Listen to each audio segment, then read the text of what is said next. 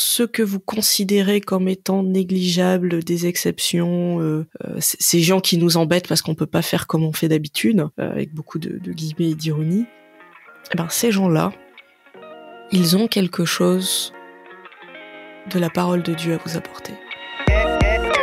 Protestante, pour moi, protestante, c'est vraiment un beau mot. Protestante, c'est un mot qui porte un peu de subversion, un peu cette idée de lutte. Protestante, réduire les discriminations, réduire les inégalités sociales, économiques, mais aussi de genre, c'est la seule manière de construire la paix dans ce monde. Protestante, debout.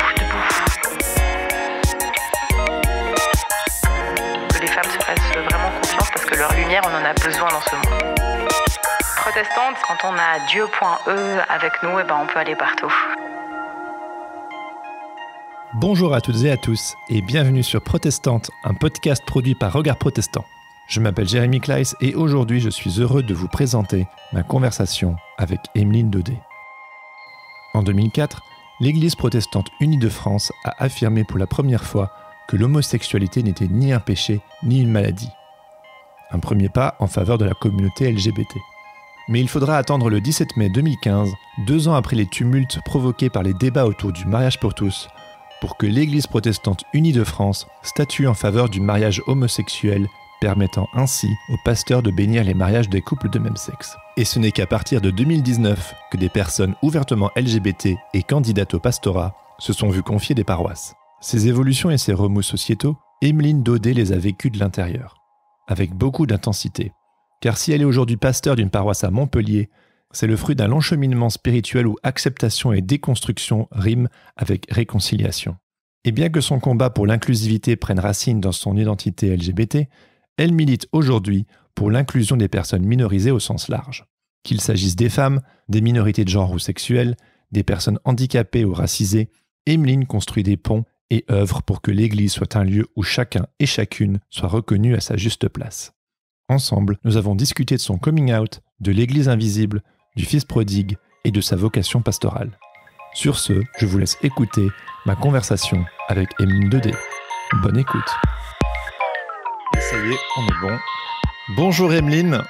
Bonjour Jérémy.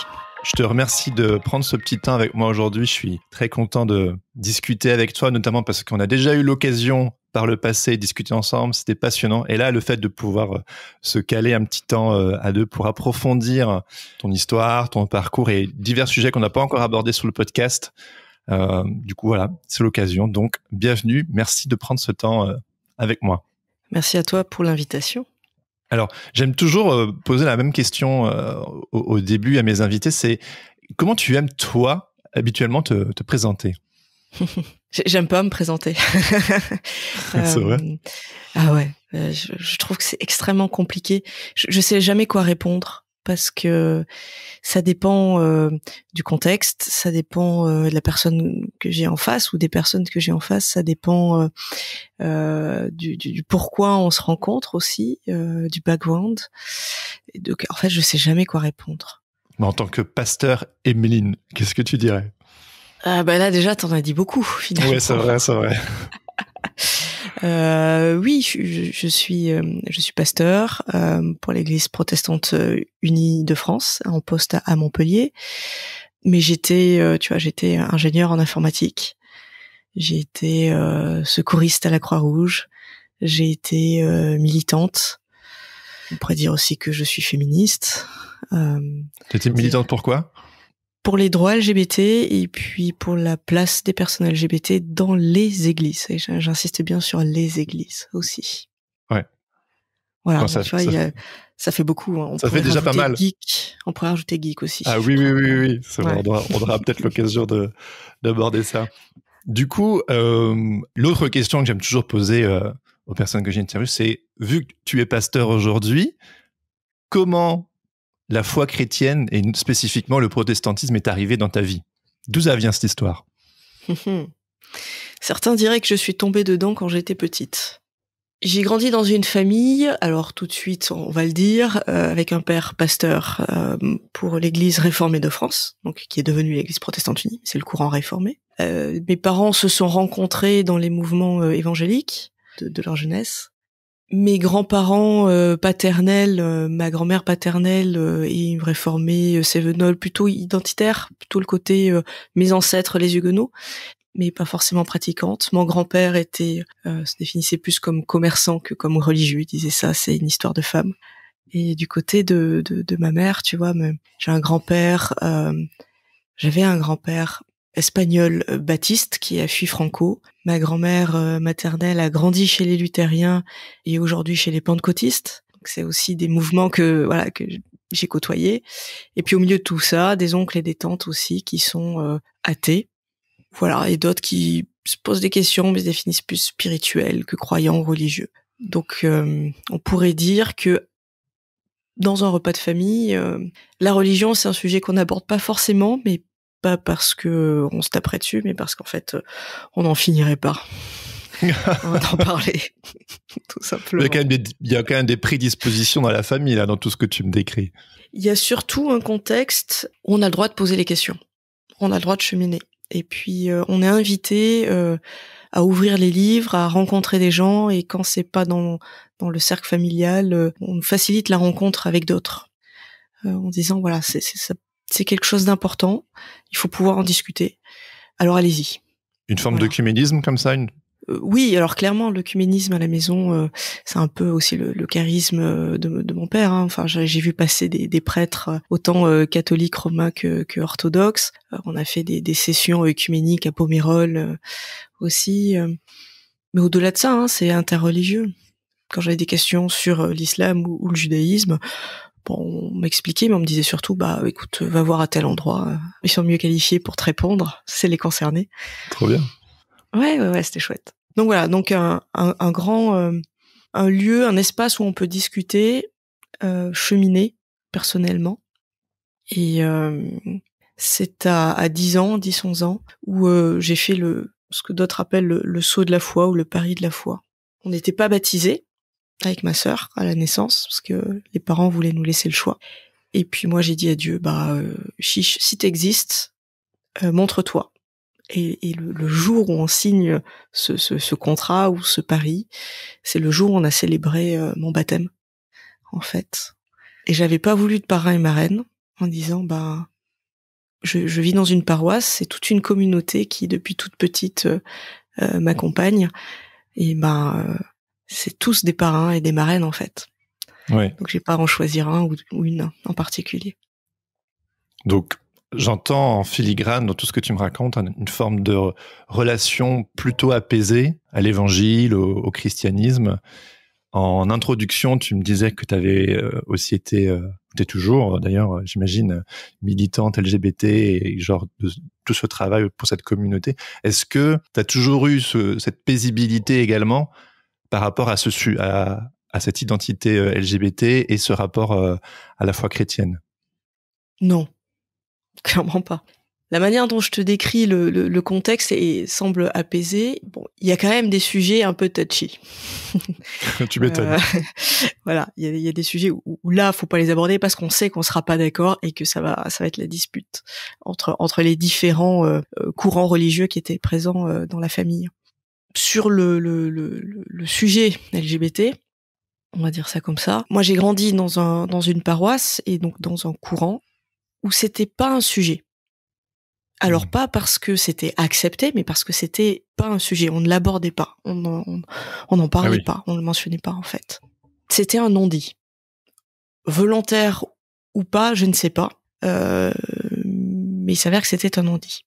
Et du coup, quand le sujet s'est imposé à moi, quand j'ai compris que je n'étais pas hétéro, je me suis posé la question, évidemment, elle est où ma place ? Et je pense que c'est un peu ça, finalement, tout le filigrane du reste du cheminement de ma vie, mais elle est où ma place? Et quand on n'en parle pas, quand on dit pas, il y a aussi une place pour ceux qui ne sont pas hétéros. Spontanément, on se dit, en fait, j'ai pas de place. Le tableau tel qu'il est dressé, en fait, j'ai pas de lieu pour ça. Donc ça a été un long cheminement compliqué. Bon, j'ai eu des personnes qui m'ont vraiment bien aidé, qui m'ont donné des gros coups de pouce. Mais de tout reconstruire en allant chercher les informations des gens, en se disant, déjà, on n'est pas seul, il y en a d'autres, il y en a plus qu'on ne le pense. Ils sont déjà dans les églises, Il et elle sont déjà dans les églises. Et c'est OK. Ça a été un long processus sur presque 10 ans, en fait. Tu nous racontes un peu comment tu as vécu ce processus? On commence au début, allez. Je commence au début. Comme je te disais, c'était pas un sujet. On n'en parlait pas, au point que finalement, j'avais pas les mots pour le dire. C'est là où les mots sont toujours très importants. Et donc, quand j'étais en école d'ingé, j'ai fait un stage en Inde et j'ai travaillé pendant 3 mois et demi, 4 mois à peu près là-bas. Et puis, dans les jeunes étudiants que je côtoyais, francophones, il y avait Frédéric. Et je pense que sans Frédéric, je serais pas là aujourd'hui. Frédéric, il est gay, il le vit très très ouvertement. Il en discute sans souci. Et à chaque fois que je le croise, je lui pose des questions sur cette partie-là de sa vie. Comment il s'en est aperçu? Est-ce que c'est facile? C'est quoi ses histoires de coming out? Il est ingénieur aussi, donc comment ça se passe dans son école d'ingénieur, etc. Et à chaque fois, je lui dis moi chez moi, ça serait pas possible. Et jusqu'au jour où après une énième rencontre, en rentrant chez moi, il m'envoie un petit SMS, il me dit écoute, si un jour tu veux vraiment en parler ouvertement, je suis là. Et pour moi, ça a été une des premières révélations, des premiers temps de choc, dans tous les sens du terme, où le monde change complètement. Souvent, je prends cette image j'ai l'impression d'être dans une pièce dans le noir, où je me tapais contre les meubles, où je savais pas où j'étais, je comprenais pas ce qui se passait, et d'un seul coup, quelqu'un allume la lumière. Et là, on voit tout autrement, et tout fait sens. Donc, je suis rentrée en France en me disant, mais en fait, oui, voilà, je suis pas hétéro. J'ai compris. C'est bon. Mais comment on fait pour concilier avec le christianisme? Et l'autre grand moment, ça a été, on en parlait l'autre jour, c'était le coming out à mon père. Donc à l'époque, j'habitais chez lui. Et puis on avait cette habitude de se faire des repas père-fille de temps en temps quand il y avait un grand moment, un sujet important à discuter. Et donc je lui disais, j'ai un truc à te dire d'important, très bien, on va au resto. Voilà. Et on arrive au resto. Et en fait, on nous installe à la table au milieu de la salle. Donc pour moi qui voulais faire pour moi qui voulais faire un truc un peu discret en me disant possiblement ça va se passer mal, voilà, on était au milieu. Le repas passe. Il y avait une vraie appréhension. Une vraie appréhension, parce que je me disais dans toute la famille finalement, ceux pour qui ça va être un souci, en gros ça va être ceux qui sont les plus religieux, donc ils faisaient partie de la liste, quoi. Le repas passe, je tourne autour du sujet sans l'aborder. Le dessert passe, on finit nos verres, et puis je fais à la 1, à la 2, à la 3. Puis je lui dis, je pense que je préfère les filles. Et lui me répond, très bien, ok, pas de souci, tu restes ma fille, je t'aime telle que tu es. D'accord, merci pour l'information, presque, tu vois, c'est un peu ça. Et on se lève, on s'en va. Et sur le chemin du retour vers la maison, il s'arrête, il me dit, mais t'avais un truc important à me dire. C'était quoi? Voilà. Pour lui, c'était pas important. C'était pas un sujet. C'était pas un big deal. Et les jours qui ont suivi, j'étais vraiment pas bien, parce que, encore une fois, j'avais jamais entendu un discours qui me disait on peut être chrétien et LGBT. C'est ok. Donc j'avais vraiment cette sensation qu'il fallait choisir entre les deux. Et donc lui, il voyait bien que j'étais pas bien, et à un moment donné, il est venu en me disant qu'est-ce qui se passe? Et je lui dis il faut que je choisisse, et ça fait partie de mes deux identités, je peux pas choisir entre ces deux-là. Il dit bouge pas. Il est revenu avec la Bible sous le bras, les commentaires bibliques, les rapports de réflexion de l'Église sur le sujet. Il me dit il est où le problème? Et puis on a commencé à déconstruire les choses. Dis-moi. C'était quoi les réflexions de l'Église à l'époque sur ce sujet? Parce que j'imagine que ça devait déjà être un sacré soulagement d'être accueilli par ton père, pasteur en l'occurrence. Donc ça, déjà, gros soulagement, j'imagine. Mais quel était le discours ambiant à l'époque, en église? Alors, moi, je peux t'en dire la position institutionnelle. Donc, ce fameux rapport que j'avais, je crois que c'était en 2004, 2005, je te dirais, comme ça. J'ai pas révisé mes dates. Et le rapport disait, les personnes homosexuelles, elles sont accueillies dans l'église. Ce n'est pas un péché. c'est ok. Elles ont leur place dans l'église. Mais elles ne peuvent pas être pasteurs. Et la raison avancée, c'était les paroissiens et paroissiennes ne sont pas prêts et prêtes à cela. Voilà, ça c'était la position institutionnelle, officielle de l'église.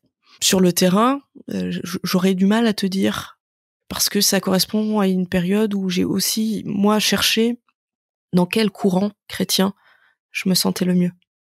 Je suis allée chercher, j'étais dans cette démarche de me dire, j'ai grandi dans un courant, mais est-ce que ça correspond vraiment à ma foi et à l'expression de ma foi?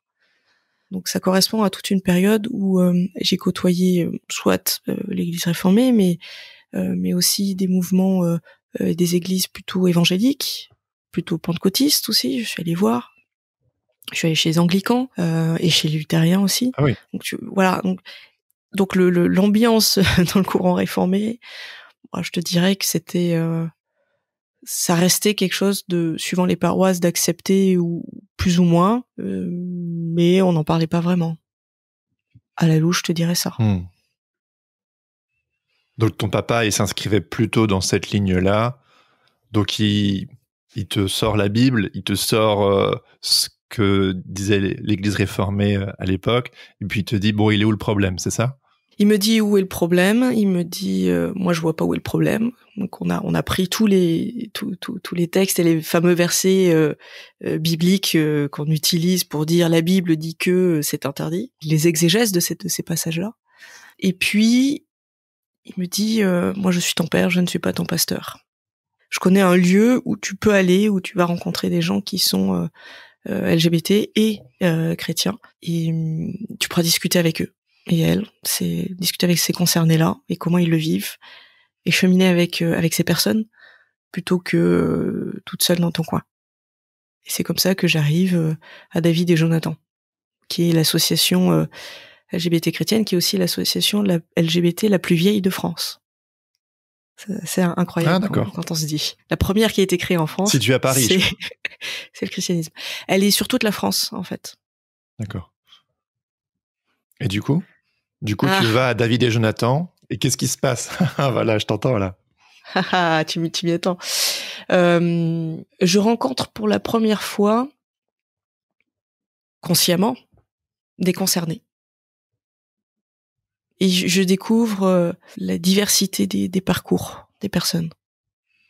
Celles pour qui ça a toujours été évident, celles qui ont fait leur coming out à 80 ans. Ouais, il y en a, c'est incroyable. Ceux qui ont eu des enfants, ceux qui en ont jamais eu, ceux qui ont grandi avec une foi et ont compris qu'ils étaient LGBT après, et ceux qui ont compris qu'ils étaient LGBT et puis ont eu un parcours de foi après, ceux qui sont bien dans leurs églises, ceux qui ont été malheureusement virés de leurs églises pour ça. Et je découvre aussi des pasteurs et des prêtres, concernés ou non d'ailleurs, mais surtout qui sont là pour accompagner.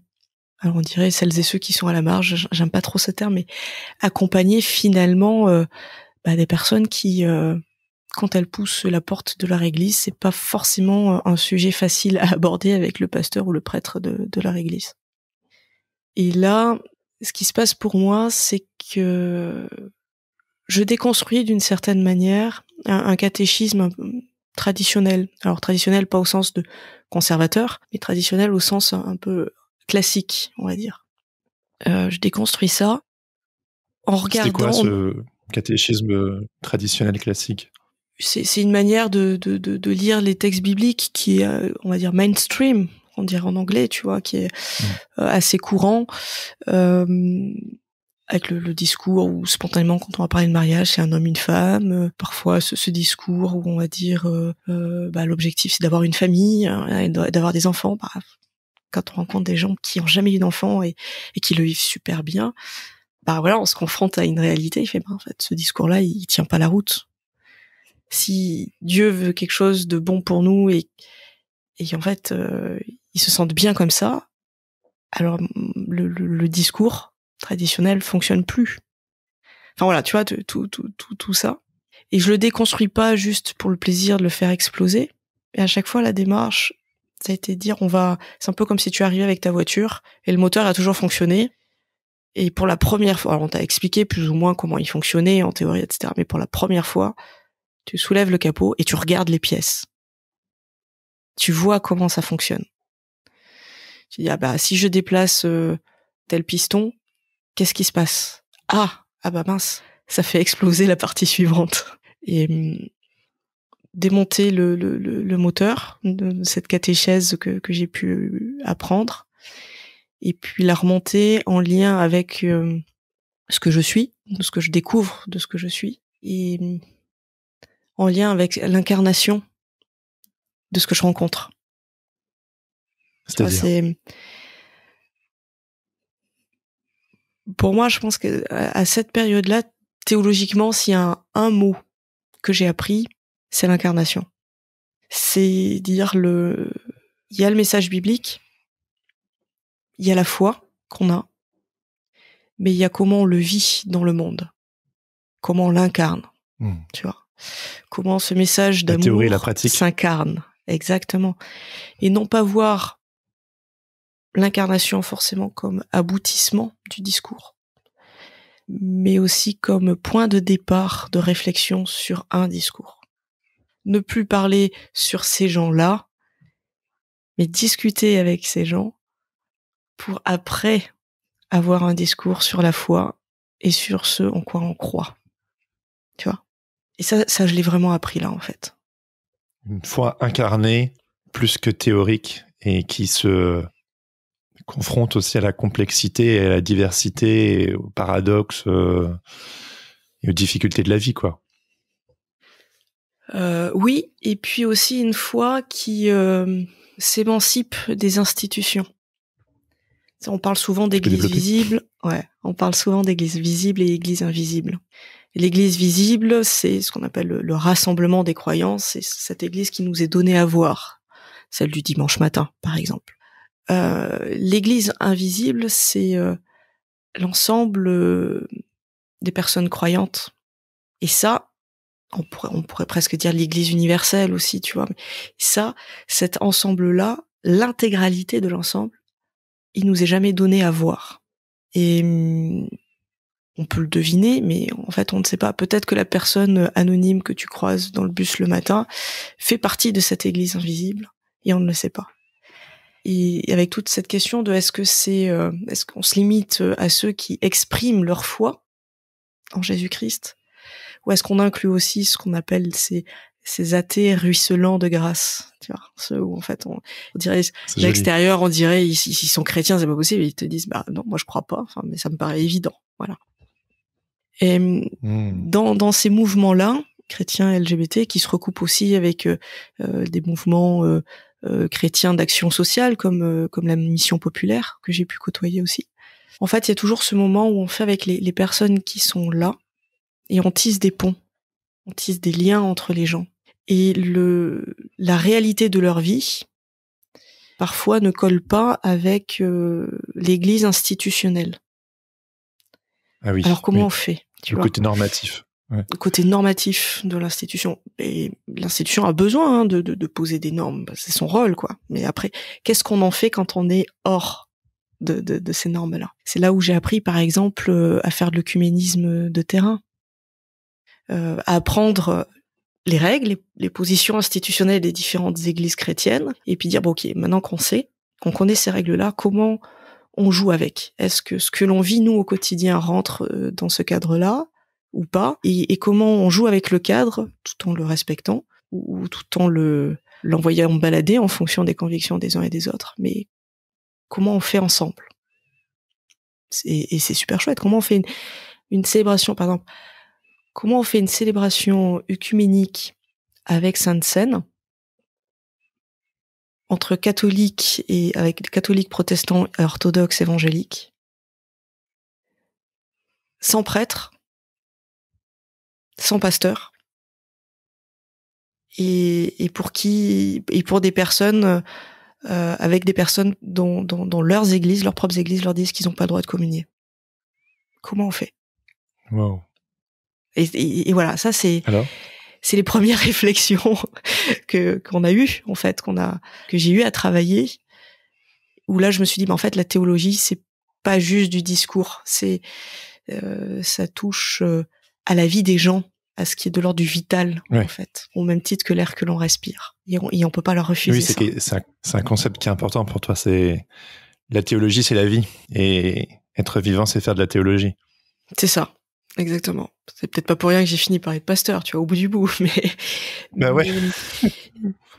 mais en fait, j'ai vraiment découvert ça. C'est à quel point autant boire, manger, respirer est vital pour le corps, autant les questions de sens et de spiritualité sont vitales pour l'esprit. Et il faut pas le nier. Mais tout ça, toute cette réflexion, ça a un peu pris naissance du temps où t'as découvert et tu t'es impliqué avec l'association David et Jonathan, et où il y a une relecture une relecture émancipatrice, pleine de grâce et de mouvement et de jeu, justement.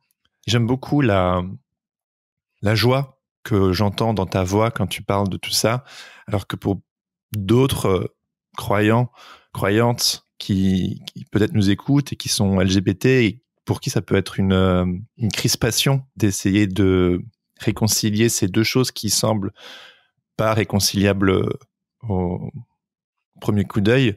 Comment toi, t'en es arrivé à le réconcilier? Qu'est-ce qui a été une sorte de révélation pour toi pour en arriver à cette sorte de joyeuse théologie de la vie?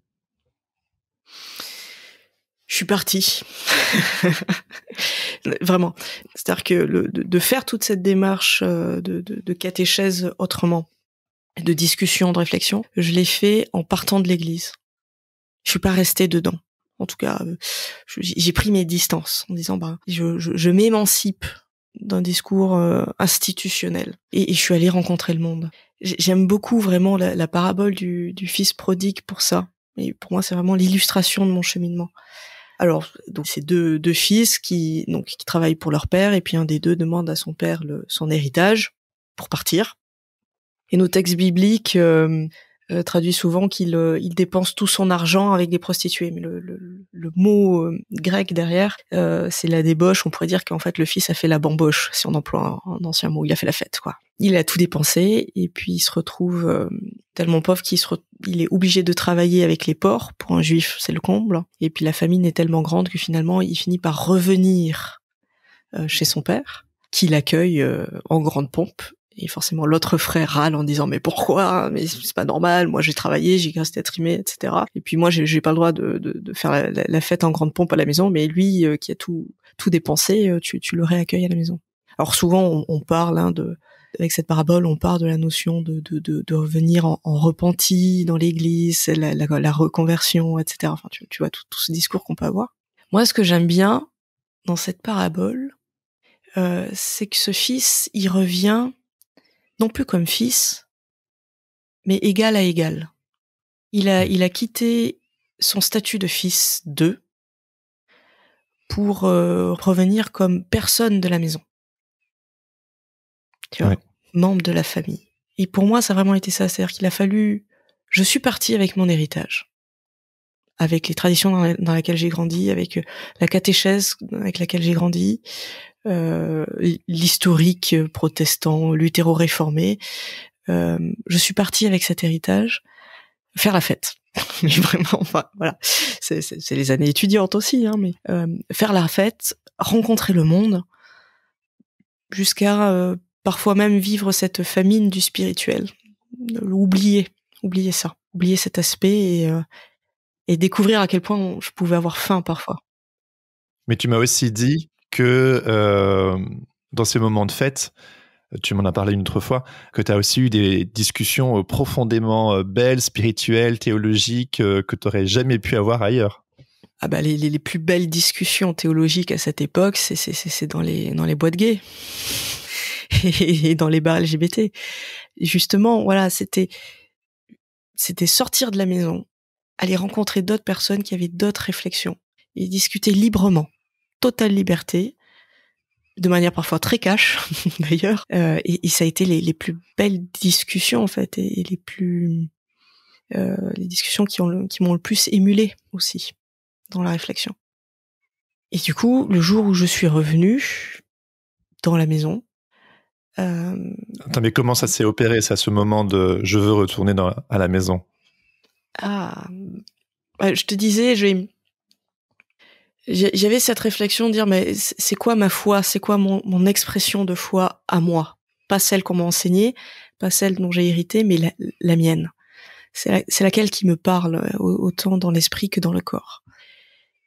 Et en fait, j'ai fini par trouver ce lieu-là dans le courant luthérien. Dans le courant luthérien à Paris. Et en fait, ça correspondait aussi à un moment où il y avait un groupe de prière dans la paroisse où je suis allée, à Bon Secours. Et ce groupe de prière était prévu pour que les personnes puissent renouer avec une pratique spirituelle dans l'église. Et le public visé, si on peut dire ça comme ça, c'était toute personne qui a eu des expériences douloureuses, parce qu'elles ont été virées de leurs églises, parce qu'elles sont LGBT, mais pas forcément que ça, parce qu'elles sont divorcées, remariées, parce que elles ont développé une maladie chronique aussi parfois, ou se retrouvent en situation de handicap. Et dans ce lieu-là, on se retrouvait pour prier ensemble et renouer avec une pratique qui était assez libre, très luthérienne, mais assez libre.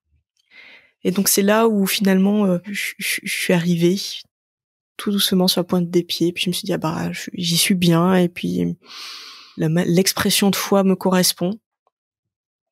Alors je suis venue un dimanche matin, du coup, en fait, le fond théologique me plaît bien aussi.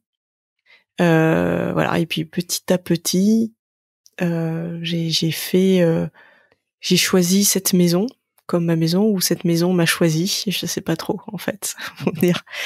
Et alors le comble de l'histoire, c'est que moi j'arrive chez les luthériens et je m'épanouis. Je vois vraiment ma pratique de foi, ma pratique spirituelle, trouver un sens là.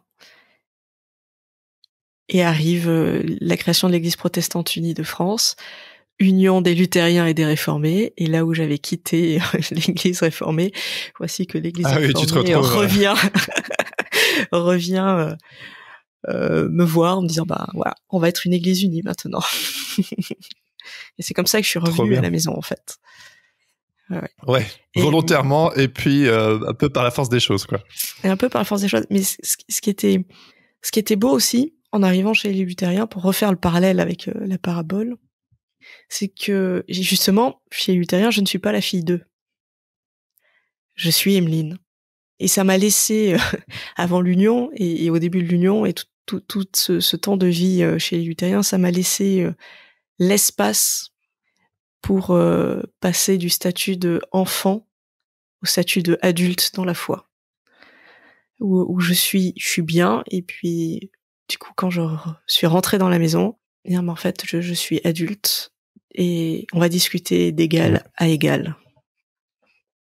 Marion Muller-Collard, que j'ai déjà reçue sur le podcast, dans son livre Les Grandissants, consacré à justement la parabole du fils prodigue, une relecture de cette parabole, elle parle du fait de ratifier sa propre naissance, de l'importance de partir et de quitter la maison du père pour ratifier sa propre naissance. Et je trouve que c'est hyper bien dit, quoi. C'est hyper beau. Ouais, mais c'est ça. Elle a cette capacité à dire à chaque fois le mot juste, je trouve, Marion Muller-Collard. Mais c'est vraiment ça. C'est vrai. Ouais. Il y a un de ses livres qui m'a beaucoup porté pendant des années. C'est son livre sur Job aussi. L'autre Dieu, évidemment. Bah oui, voilà. Formidable. Et il reste le Job. Chaque fois qu'il y a un coup dur dans ma vie, tu vois, c'est le livre que je vais relire en entier, d'une traite, à chaque fois. On dire justement pour renverser. Tu vois, tout à l'heure je parlais de renverser, de pas avoir un discours sûr pour rencontrer les gens, mais on part des situations vécues pour avoir un discours. Et en fait, à chaque fois que je relis Job, pour moi, c'est une manière de renverser la vapeur en me disant non. Il y a du non-sens. On peut pas faire de discours sûr. C'est ça. Par contre, à partir de ce non-sens-là ou de la situation vécue, on peut reconstruire quelque chose.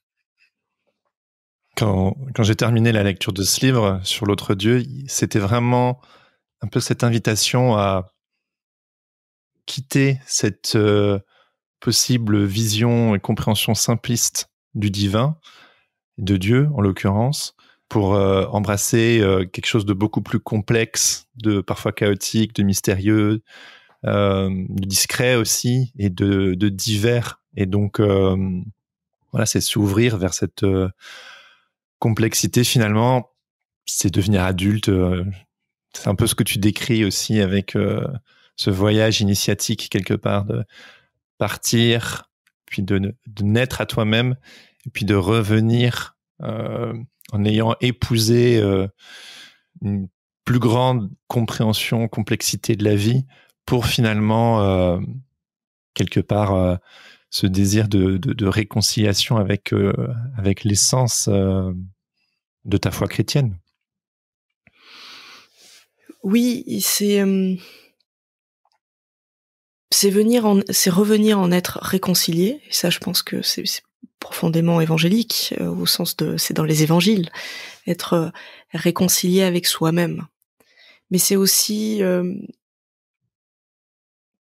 dirais, c'est aussi prendre conscience des chaînes qui nous retiennent, ou du tombeau dans lequel on est, et en sortir. C'était quoi pour toi ? Je pense que pour moi, un des tombeaux, c'était enfin, il y en a deux, je pense. Le premier, c'est le côté, c'est respecter une norme définie de manière universelle. Et puis l'autre tombeau, c'était de devoir choisir entre des identités. Et elles vont un peu ensemble. Mais tu vois, justement, quand on rencontre une diversité de parcours, une diversité de personnes, et le métier de pasteur, pour ça, c'est quand même assez extraordinaire, parce qu'on est invité à rencontrer des gens où c'est une des rares places sur l'échiquier social où on peut rencontrer toutes les strates sociales, en fait. Mais quand on rencontre cette diversité-là, je vois pas comment on peut imaginer qu'il y a une norme universelle qui vaut en tout temps, en tout lieu et pour toute personne. Je vois pas. À part parler de la grâce de Dieu et de son amour inconditionnel, et là on sort déjà du monde, en fait. On parle du Créateur et pas de la créature, et pas de la création tout court. Mais parler d'une norme qui vaut en tout temps, en tout lieu, et qui est universelle pour tous les êtres. Véritablement, je peux pas y croire après tous ces parcours-là.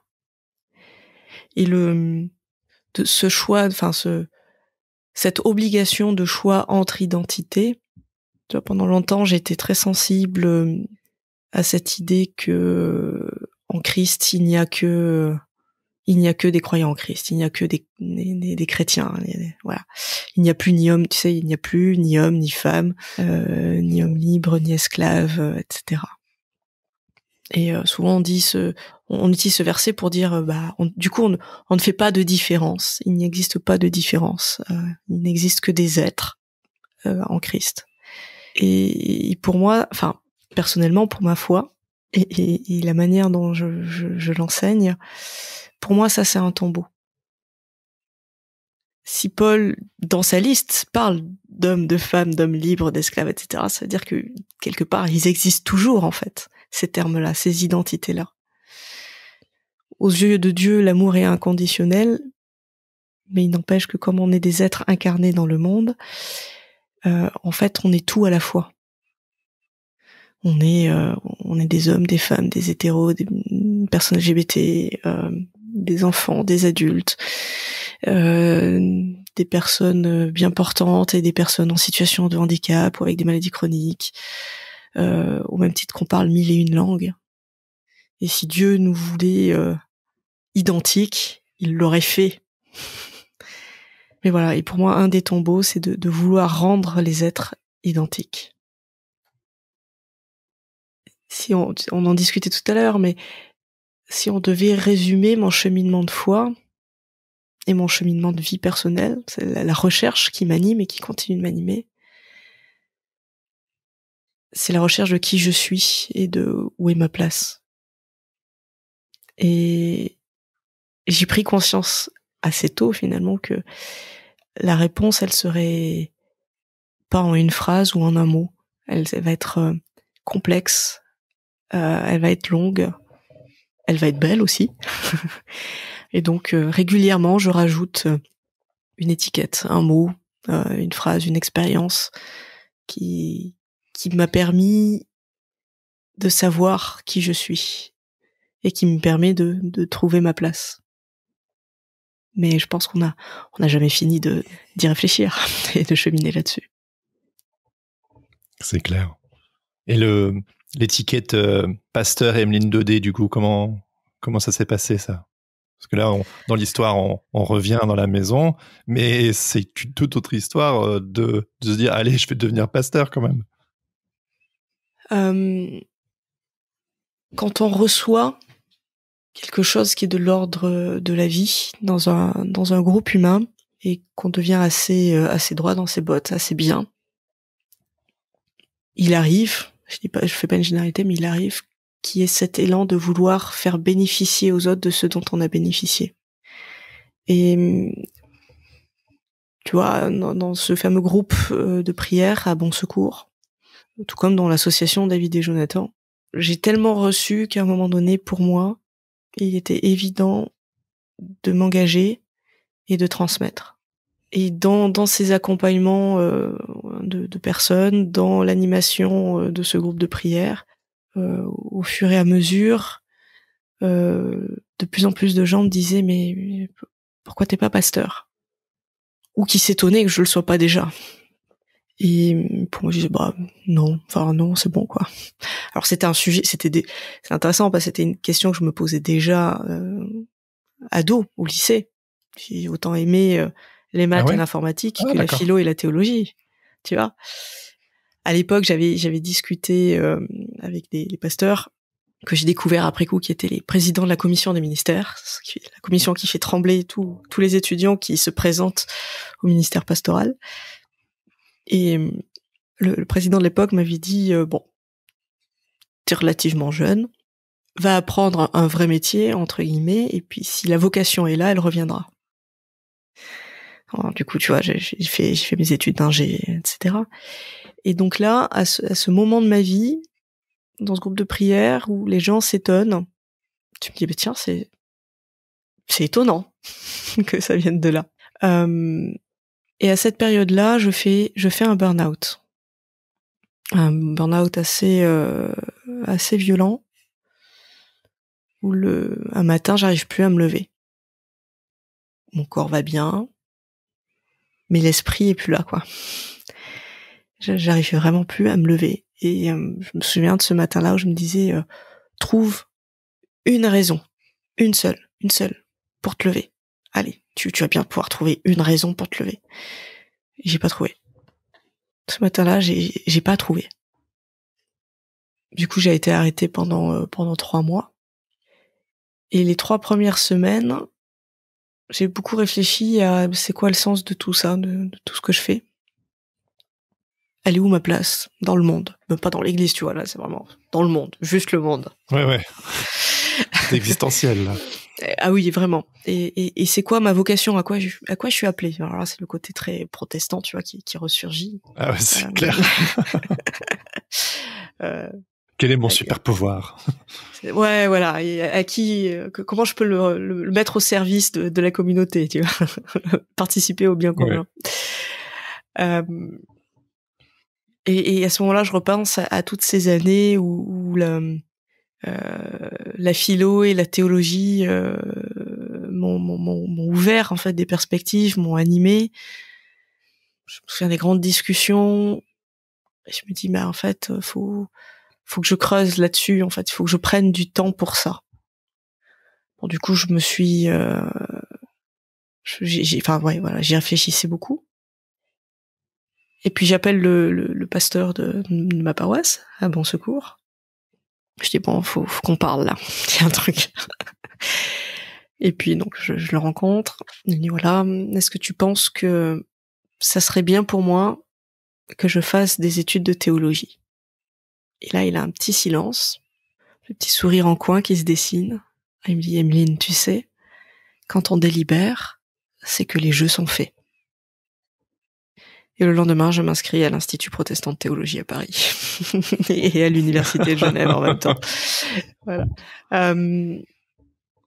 Et en fait, c'est comme ça, petit à petit. Mais au départ, c'était juste pour m'aider à réfléchir au sens de ma vie. Juste prendre du temps. Alors, j'ai démissionné de mon boulot pour être à temps partiel. C'était un peu la galère pour trouver un logement. Corinne Lanoir, qui était doyenne à l'Institut à Paris, m'a dit mais on a un appart pour un couple, venez. Donc à ce moment-là, t'étais en couple. J'étais en couple. C'était juste après les débats sur la bénédiction des couples de même genre dans l'Église protestante unie. Et ça avait été un peu compliqué quand même. Et donc j'avais dit à Corinne, mais enfin tu sais que je vais pas venir toute seule, donc ça risque d'être un peu un choc. Et elle avait dit non, c'est bon, viens. Et c'est le début d'un processus où c'est ces moments où on se dit c'est le bon chemin, tout s'ouvre. Et quand bien même c'est difficile, tout semble léger. J'ai continué à bosser à 80% comme ingénieur, et tous les cours cumulés, c'est un équivalent d'un 80% aussi. Donc pendant 4 ans, j'ai bossé à 160%. J'ai pas refait de burn-out. Oh mon Dieu. J'ai pas refait de burn-out. D'accord, ouais. Voilà, enfin quand je dis c'est léger, il y avait ça. Il y avait des jours où c'était difficile, mais il y avait du sens. C'était stimulant, c'était plein de vie. Ouais, c'est ça, ouais. Ouais. Mais voilà, en tout cas, c'était juste pour moi. Et puis, en 2017, il y a le synode sur la nouvelle déclaration de foi de l'Église protestante unie. Alors, quand les églises se constituent, elles écrivent une déclaration de foi. Et donc là, comme il en avait fait l'union, il était nécessaire de faire cette déclaration, qui était du coup commune, luthérien et réformé. Et à chaque synode national, il y a des représentants des étudiants de l'Institut protestant de théologie à Paris comme à Montpellier qui viennent. Et là, à Paris, personne voulait y aller en disant non, mais c'est de la dogmatique, ça va être compliqué, ça va être chiant, enfin bref, tout ce qu'on peut imaginer. Et puis moi, j'ai dit mais vous êtes fous les gars, moi je veux y aller. Attendez, c'est génial. Déjà, en fait, c'est un moment historique pour notre Église. Et puis en plus, c'est de l'œcuménisme pratique. C'est quand même comment on déclare notre foi en luthérien réformé ensemble, quoi. Tu vois, sur le terrain. Enfin, juste c'est ton petit côté nerd, ça. Ouais. Ah oui, c'est vraiment. Et donc j'y vais. Et il y a ce moment magnifique où en plus j'arrive au synode avec ce que je suis et tout ce cheminement-là, et je rencontre des gens, des personnes clés appartenant aux églises luthériennes et réformées, des personnes clés pour ma vie et pour mon cheminement de foi. C'est extraordinaire. Il y a des gens, je les avais pas vus depuis 15 ans, qui sont venus me voir en me disant mais qu'est-ce que tu fais là? J'ai dit je suis étudiante en théologie. Non, arrête, tu plaisantes. J'ai découvert qu'il y en avait, ils avaient fait des paris quand j'étais ado, que j'allais finir en théo. J'aurais dit, vous auriez pu me dire plus tôt, ça m'aurait aidé un peu. Enfin voilà, j'ai retrouvé des gens et j'ai eu vraiment la sensation de me dire, en fait, elle est là, ma maison. Moi qui étais encore indécise, me dire, est-ce que c'est cette église dans laquelle je veux m'inscrire?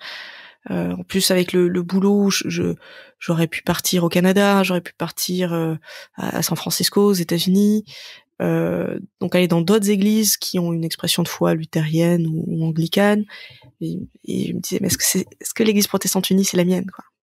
Et là je me suis dit en fait oui, c'est la maison, c'est bon, c'est pas un retour au bercail, c'est ma maison, c'est celle où je suis bien. Et du coup dans les débats sur la déclaration de foi, on était en amphi et il y a une personne qui descend tous les escaliers pour prendre la parole sur l'estrade et qui dit dans les engagements de l'Église, dans ce à quoi l'Église est appelée, je veux qu'il soit écrit que l'Église s'engage à lutter contre toutes les discriminations. Et hop, elle remonte. Alors, les rapporteurs et rapportrices de l'époque, très bien, merci, on note, ils notent. Et le lendemain matin, on nous soumet une nouvelle proposition de déclaration de foi dans laquelle c'est écrit cette lutte contre les discriminations. C'est mis au vote et c'est accepté quasi à l'unanimité. Et là, j'ai une des personnes vraiment importantes sur ce cheminement de foi qui était derrière moi, qui me tape sur l'épaule. Je me retourne, qui me regarde droit dans les yeux et qui me dit « Bah alors, quand est-ce que tu l'envoies ton dossier à la commission des ministères ?» Et là, tu savais. Et là, je savais. Je savais que quand bien même l'Église n'avait pas reconsidéré les faits pour les personnes LGBT, quand même, je pouvais pas me présenter en disant moi, non, pas du tout, je suis pas concernée. Pour le pastorat, tu veux dire. Elle avait déjà. Pardon, excuse-moi, je te coupe. Ouais. L'Église n'avait pas encore été en faveur du pastorat pour les personnes LGBT, mais elle s'était déjà déclarée en faveur du mariage pour les couples de même sexe en 2015, je crois. C'est ça, hein, c'est un peu cet entre-deux-là dans lequel tu étais. Ouais. Exactement. Et je me disais, quand bien même l'Église n'a pas restatué là-dessus, faut le tenter. Faut le tenter en me disant,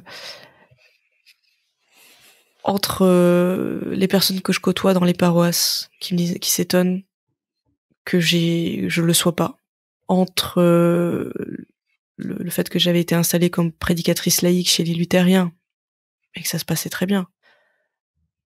Et puis ces personnes qui sont déjà dans l'église, engagées en responsabilité, qui me disent mais vas-y, fais-le. Je me suis dit c'est peut-être il est peut-être temps qu'il y ait quelqu'un qui ose. En me disant si c'est le chemin, ça s'ouvrira. Si c'est pas le chemin, si c'est pas la voie, si c'est pas le bon timing, si ça ne doit pas se faire, ça ne se fera pas. En me disant c'est un travail d'équipe. Et si l'essai est transformé, ça n'est que bonheur. Sinon, on réessayera un autre jour. Et aujourd'hui, on y est. Enfin, t'as été nommé du coup il y a quelques années. T'as été ordonné l'année dernière. Tout à fait. Et aujourd'hui, t'es pasteur d'une paroisse à Montpellier. Oui. C'est quoi un peu les... Pardon, je suis peut-être allé un peu vite, excuse-moi, tu voulais peut-être... Ouais. Je voulais juste rajouter quelque chose. Et alors, dans le courant réformé, on n'a même pas le terme de ordonné ou d'ordination. Chez les luthériens, on utilise ça. Et en fait, étymologiquement, c'est être mis à la juste place. Et pour moi, c'est vraiment très important. C'est-à-dire que, tu vois, ça a été aussi le sentiment quand le synode a voté l'ouverture des bénédictions des couples de même genre. La première fois où je suis arrivée à l'église, le dimanche suivant en fait, quand je suis rentrée dans l'église, je me suis assise sur le banc du fond. J'en ai pleuré, j'ai regardé ce banc et je me suis dit en fait, c'est plus ma place. Je suis plus juste au fond de l'église. Je suis devant avec tout le monde. On dit dans l'Épître aux Romains, Paul dit que nous sommes le corps du Christ, mais c'est l'esprit qui souffle et qui suscite, qui intègre les membres du corps. Et ceux qui sont déjà membres du corps, en fait, ils sont pas là pour accueillir. Ils sont là pour reconnaître et apprendre à fonctionner avec ces membres que l'esprit a ajoutés, en fait. Et donc, il faut réorganiser le corps pour que chacun trouve sa juste place. On ordonne le corps. C'est puissant, ouais. Voilà. Et pour moi, le jour de l'ordination, ça a été une immense fête d'église d'abord, parce que tous et toutes, on disait, on actait, on fêtait une juste place pour, en l'occurrence, une personne. Mais on témoignait aussi que du coup, toutes et tous, on a notre juste place dans l'Église et dans ce corps du Christ. Et c'est aussi pour ça que je suis si engagée dans l'inclusivité. Alors on a parlé d'inclusivité LGBT, on peut parler d'autres inclusivités, mais parce que je suis profondément persuadée que le corps du Christ, il n'a pas à accueillir, il n'a pas à intégrer, parce que ça c'est l'esprit qui intègre, mais le corps du Christ, il a à inclure et à reconnaître la juste place pour chacun de ses membres.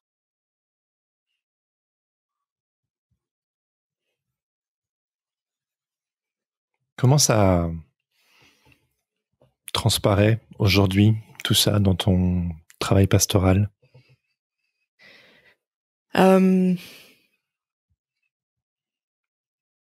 une paroissienne qui me dit, toi, ta spécialité, c'est les outsiders. Bon, tu vois, on discutait de charisme et de spécialité pastorale. Elle me disait, toi, ta spécialité, c'est les outsiders. Moi, ça se transparaît par cette attention de ceux que l'on considérerait comme étant hors d'eux, comme étant à la marge, comme étant négligeables ou des exceptions. En disant ce que vous considérez comme étant négligeables, des exceptions, ces gens qui nous embêtent parce qu'on peut pas faire comme on fait d'habitude, avec beaucoup de guillemets et d'ironie, eh ben ces gens-là, ils ont quelque chose de la parole de Dieu à vous apporter. Parce que ils vivent ou ils ont vécu quelque chose qui peut vous arriver. Quelque chose qui peut vous porter vous dans votre vie, parce que ça se recoupe avec des expériences que vous avez, parce que peut-être ça se recoupe avec les expériences des gens que vous accompagnez ou qui sont membres de vos familles. Ils ont toutes et tous quelque chose à dire sur cette parole de Dieu et qui participe à l'édification de tous et de toutes. Alors j'aime beaucoup aussi. Il y a le fameux groupe Un pas de côté que j'aime particulièrement animer parce que c'est des gens qui ont toujours grandi dans l'église, qui ont toujours eu la foi, pour qui les choses sont évidentes. Et dans ce groupe, il y a aussi des gens qui découvrent, qui n'ont aucun vocabulaire, aucune connaissance biblique, et qui posent des questions toutes simples. Et alors quand les autres disent « mais c'est évident », je fais « d'accord, très bien, alors vas-y, explique ». Et en fait, c'est pas si évident que ça. Donc tu vois, il y a cette attention à ce que la parole circule, à ce que les ponts soient construits, à ce que les rencontres se fassent. Toujours ces rencontres humaines à partir desquelles on peut cheminer ensemble. Que ce soit dans le dire ou dans le corps. Par exemple, j'insiste beaucoup et j'essaye d'avoir cette attention au centre œcuménique à Jacou, là où j'officie plus particulièrement. On a cette chance d'avoir un lieu qui est accessible à toute personne à mobilité réduite. Ça, c'est extraordinaire. Mais j'ai cette attention aussi de dire, bon, on enlève les néons pour les personnes qui sont sensibles à la lumière. Cette attention à y réfléchir, que tout ne se passe pas juste dans la parole, mais que pour les personnes qui ont des soucis d'audition, il y ait des choses à voir, des choses à ressentir. Dire que si quelqu'un se lève pendant le culte et fait le tour de la pièce parce qu'en fait il en peut plus de rester assis sur une chaise, c'est pas grave. Voilà, tu vois, toutes ces choses-là aussi. Le souci de l'incarnation. Exactement. La théologie du terrain. Oui. C'est une démarche d'inclusion, en fait, d'inclusivité. On n'a jamais fini d'être inclusif. Et même moi, je n'ai jamais fini d'apprendre là-dessus parce que Parce qu'en fait, on apprend avec les concernés. Donc, déjà, on les rencontre, après, on les écoute, on prend conscience aussi de nos propres biais, et puis après, on se met tous autour de la table en disant, bon, bah, qu'est-ce qu'on peut décaler, qu'est-ce qu'on peut adapter, qu'est-ce qu'on peut changer dans le fonctionnement pour avancer, et puis ainsi de suite. Et donc, il faut de l'incarnation, sinon la démarche ne fonctionne pas. Qu'aimerais-tu dire à quelqu'un qui nous écoute peut-être et qui se reconnaît dans ces outsiders auxquels tu as fait référence, ces personnes dans la marge? Qu'elles ont toute leur place dans le corps du Christ, qu'elles ont toute leur place dans l'Église. Que, en fait, elles ne sont pas outsiders. Elles sont les insiders des insiders. Tout comme les outsiders sont les outsiders. Enfin, tu vois, c'est un balancier. C'est un foyer à double ellipse pour les mathématiciens. Ne jamais cesser d'interroger ce qui est défini comme étant le cadre, la norme. Ne jamais cesser de témoigner, d'interpeller. Parce que, en fait, on a besoin des outsiders pour que les portes des églises ne se referment pas, pour que les églises ne se transforment pas en tombeaux, justement.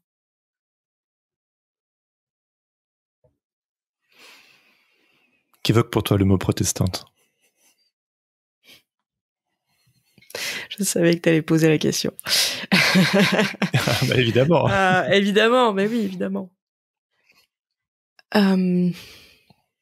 Protestante,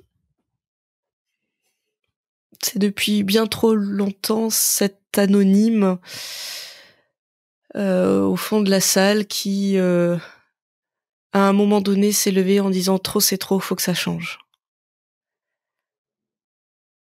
Et je suis bien contente que aujourd'hui, de moins en moins, cet anonyme reste anonyme et que les protestantes retrouvent leur nom et que leur nom soit connu. Pour terminer, est-ce que tu serais d'accord de me lire un petit extrait de ton discours d'ordination qui, moi, personnellement, m'a beaucoup touché? Avec plaisir.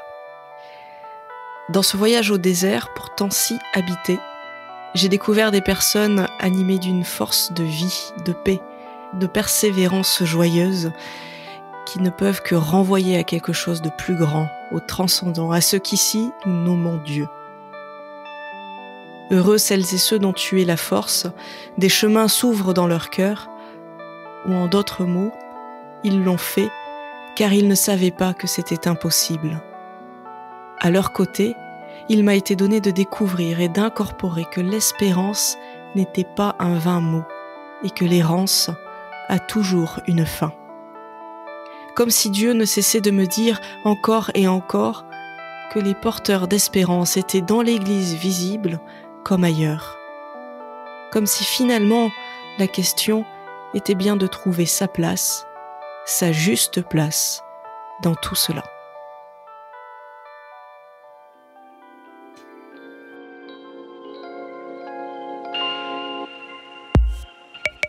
C'était ma conversation avec Emeline Daudet. Un grand merci à Emeline pour sa gentillesse, son attention et son engagement.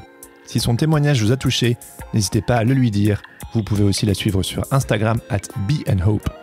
Ce podcast est produit par Regard Protestant qui propose chaque jour un regard sur l'actualité vue par les médias protestants. Pour en savoir plus, visitez www.regardprotestant.com. Si cet épisode vous a plu, n'hésitez pas à le partager avec vos amis, à mettre 5 étoiles sur Apple Podcast ou à laisser un commentaire sur Spotify. Ça aide vraiment le podcast à se faire connaître de plus en plus. Vous pouvez également m'écrire pour me faire part de vos retours ou me faire des suggestions d'invités sur le compte Instagram @protestante-podcast. Vous retrouverez toutes les informations dans les notes de cet épisode. Je termine en remerciant Laurent Bazar pour l'habillage sonore de ce podcast. Sur ce, je vous donne rendez-vous dans 2 semaines pour un nouvel épisode. En attendant, bonne semaine à toutes et à tous. Ciao, ciao.